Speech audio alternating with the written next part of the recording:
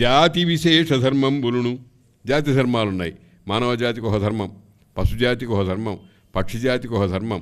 పశువులు 4 కాళ్ళతో ప్రవర్తిస్తూ ఉంటాయి. పక్షులు 2 కాళ్ళు 2 రెక్కలు ఉంటాయి. ఆ రెక్కలు లేకపోతే రెక్కలతో ఎగురుతాయి. చాలా చిత్రమైన విషయం ఏమిటంటే కాళ్ళు కట్టేస్తే ఎగరలేవు.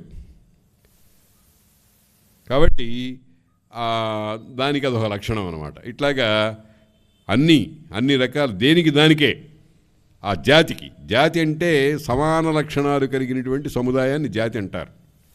దాన్నే వ్యాకరణ శాస్త్రంలో వాళ్ళు చాలా చక్కగా గుర్తుపట్టడానికి వీలుగా ఆకృతి గ్రహణ జాతి, ఆకారాన్ని బట్టి చూస్తే ఇది అని గుర్తించడానికి వీలైన స్థితి ఎక్కడైతే ఉంటుందో దాన్ని జాతి అంటారు. ఇప్పుడు మనుష్య జాతి అన్నాం.